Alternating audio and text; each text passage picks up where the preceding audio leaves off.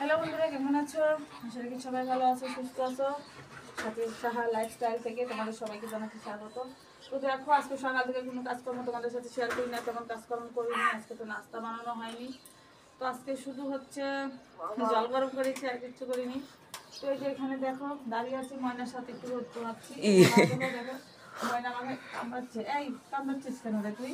হ্যাঁ, এই এই এই কামড়াচ্ছিস কেন? তো দেখো আমার হাতে কামড় দিয়েছে। তো এদিকে একটু রোদ আছে, একটু দাঁড়িয়ে আসি, আর সুন্দর রোদ এসেছে। চলো ঘরে যাওয়া যাক। এইখানে হচ্ছে জল ফুটাচ্ছি। জল ফুটিয়ে হচ্ছে মানে শীতের সময় এমনিতে জল ফুটানো জল খাওয়া কিন্তু খুবই ভালো, এই জন্য জল ফুটিয়ে খাই আর কি। আর গরমের সময় মানে ভালো, 12 মাস কিন্তু জল ফুটিয়ে খাওয়া অবশ্যই ভালো, শরীরের জন্য খুবই ভালো আর কি। তো এই যে দেখো, তারপরে হচ্ছে রান্না করবো। আজকে কি রান্না করবো এখনো চিন্তা করিনি, দেখা যাক। স্নান টান সেরে তারপরে হচ্ছে আর কি।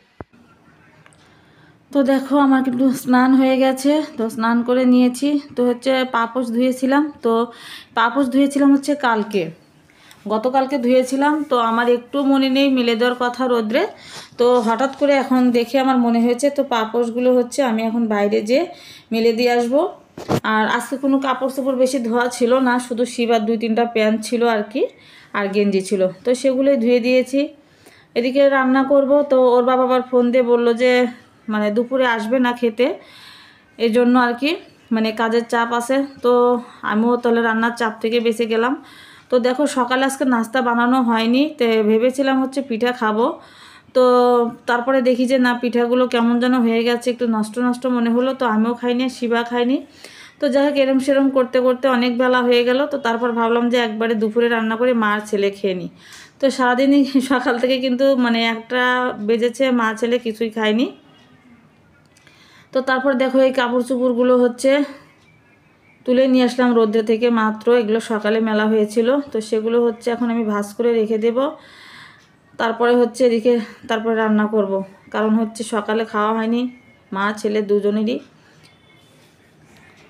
আর সংসারে কি 1-2টা কাজ থাকে বলো? শুধু কি রান্নাটাই কাজ? রান্নাটা বাদ দিয়ে কিন্তু কত কাজ থাকে সংসারের। এই যে ঝাড়ো পোছো, তারপরে হচ্ছে এই যে কাপড় চোপড় ধো, তারপরে হচ্ছে কাপড় চোপড় মেলো, সেগুলো হচ্ছে তুলে নিয়ে এসো, সেগুলো হচ্ছে ভাঁজ করো, তো সেগুলো ভাঁজ করে আবার জায়গায় জায়গায় রেখে দাও, মানে এত কাজ থাকে। আর এই যে দেখো ধুলোবালি যে ঘরের ভিতরে পড়তেই থাকে, তো 2 দিন আগেই হচ্ছে এগুলো আমি মুছেছিলাম, তো দেখো আবার হচ্ছে ধুলো পড়ে গেছে। তো না মুছলেও কিন্তু দেখতে খারাপ লাগে, যখনই চোখ যায় না ওইদিকে যে ধুলো পড়েছে, তখনই কিন্তু মানে কেমন জানি লাগে, একদম মনে হয় যে এখনই মুছে ফেলি। তো দেখো আলসেমি না করে আগে মুছে নিচ্ছিলাম, কারণ আমার কাছে কেমন জানি ভালো লাগছিল না দেখে। আর শুধু আমি নয়, সব মেয়েরাই কিন্তু এইরকমই, যে সংসারের বাদ মানে রান্না বাদ দিয়ে আর কি বাদ বাকি কাজ কিন্তু অনেকই থাকে, সবাই কিন্তু অনেক কাজ করে। যারা হচ্ছে গ্রামে থাকে তাদের কিন্তু হয়তো অনেকে মানে গৃহপশু পালিত করে, গরু ছাগল পালে, তারপর হচ্ছে মুরগি হাঁস মুরগি সেগুলো হচ্ছে পালে, সেগুলো কিন্তু একটু বাড়তি কাজ থাকে, অনেক বাড়তি কাজ। যেহেতু আমি গ্রামের মেয়ে, আমি জানি এইসব বিষয়ে। তারপরে হচ্ছে ওই জমি জমা থাকে, সেগুলো ধান আসে, আবাদ আসে, সেগুলোর কাজ করতে হয়।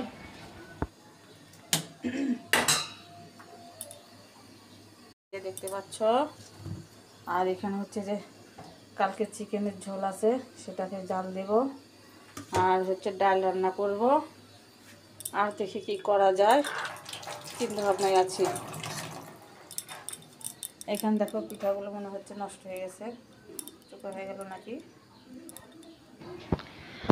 তো তারপরে যে আমি আর শিবা হচ্ছে খেয়ে উঠেছি, তো উঠে যা কাজকর্ম ছিল সেগুলো হচ্ছে করে ভাবলাম যে খইগুলো অনেক দিন হলো এনেছে ওর বাবা, তো কিছু খই হচ্ছে খাওয়া হয়ে গেছে, পুজো করেছিলাম, তো কিছু খই রয়ে গেছে, তো ভাবছি যে খইগুলো হচ্ছে বাছি, যেহেতু বসে আছি তো খইগুলো হচ্ছে বেছে নিই। তো দেখো খই থেকে হচ্ছে ধানগুলো ছেড়ে ছেড়ে বাছছিলাম, আর আমার ছেলে কি বলছিল, কয় কি যে খইয়ে ধান হয় কেন, তা আসলে ও তো বোঝে না, আর খয়ে ধান হয় কেন। তো ওকে আবার বললাম যে যেহেতু ধান দিয়েই খই হয়, ধান থেকেই খই হয়, তো এই জন্য হচ্ছে খয়ে ধান বেজে থাকে 2-1টা করে, সেগুলো হচ্ছে বেছে নিতে হয়। বন্ধুরা যাচ্ছি, শিবা চলে,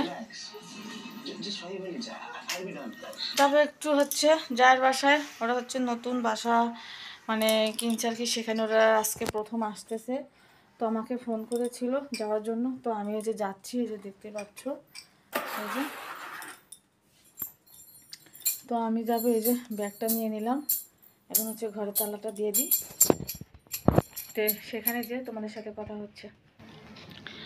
তো দেখো ওদের বাসায় এসে পড়েছি, আর বাসাটা কিন্তু বেশ ভালোই লেগেছে, আমার কাছে খুবই পছন্দ হয়েছে। একদম ছোটো মোটো সুন্দর বাসা, মানে দোতলা বাসা আর কি, নিচতলা আছে আর হচ্ছে দোতলা। আর দেখো ফার্নিচারগুলো কিন্তু অনেক সুন্দর লেগেছে আমার কাছে, এই যে দেখতে পাচ্ছ ফার্নিচারগুলো, আর এই যে দেখো খাটের ডিজাইনটা, তো আমার কাছে বেশ ভালো লেগেছে। এই যে, তো পুরো ঘরটা তোমাদের সাথে আমি দেখাচ্ছি, মানে পুরো ঘরটা দেখানো হয়নি আর কি, যতটুকু পেরেছি দেখাচ্ছি আর কি, দেখাইছি তোমাদের। তো এটা হচ্ছে আর একটা রুমের হচ্ছে খাট, এই যে দেখতে পাচ্ছ, মাত্র এনে হচ্ছে সেট করেছে খাটটা, তো দেখতে কিন্তু বেশ ভালোই লাগছে। যে বাচ্চাগুলো খেলা করছে, আর এইখানে দেখো এই যে সব গাঁটটি সব বেঁধে নিয়েছে, বস্তা সব বেঁধে নিয়েছে, রেখে দিয়েছে, সব এখন পরিষ্কার করবে ভালো করে। তো শুভ রাত্রি বন্ধুরা, কেমন আছো সবাই? তো তোমাদের সাথে শেয়ার করেছিলাম আমি গিয়েছিলাম জায়ের বাসায়, তো সেখানে একটু সময় দিয়ে চলে আসলাম। ওরা হচ্ছে নতুন বাসায় ঢুকেছে, দেখতে তো পেয়েছো, আর অনেক জিনিসপাতি সব নিয়ে এসেছে, সেগুলো হচ্ছে এলোমেলোভাবে আছে। তো আমি তেমন কিছু করিনি, বেশিক্ষণ থাকিনি, তো যতটুকু পেরেছি একটু হালকা মানে করেছি, করতে দেয়নি তেমন। তো চলে এসেছি, এসে হচ্ছে বাসায় তোমাদের অনেকক্ষণ হলে এসেছি, তো এসে হচ্ছে একটু ডিম ভাজি করলাম আর কি, করে তারপরে হচ্ছে আমরা রাত্রে হচ্ছে ডিনারটা সেরে নিলাম, রাত্রে খাবারটা সেরে নিলাম। তো সারাদিনে কতটুকু ভিডিও করেছি, একদম ছোট ভিডিও করেছি বন্ধুরা, একটু দেখে নিও। ভালো লাগলে অবশ্যই কিন্তু একটু লাইক কমেন্ট শেয়ার করে পাশে থেকো, আর যারা আমার চ্যানেলে একদমই নতুন তারা কিন্তু একটু সাবস্ক্রাইব করে আমার পাশে থেকো, আর লাইক দিয়ে ভিডিওটা কন্টিনিউ করে নিও। তো তোমাদের সাথে কথা হচ্ছে, দেখা হচ্ছে আবার নেক্সট ব্লগে। তো এই পর্যন্ত সবাই ভালো থেকো, সুস্থ থেকো, সাবধানে থেকো। তো আজকের জন্য টাটা, বাই।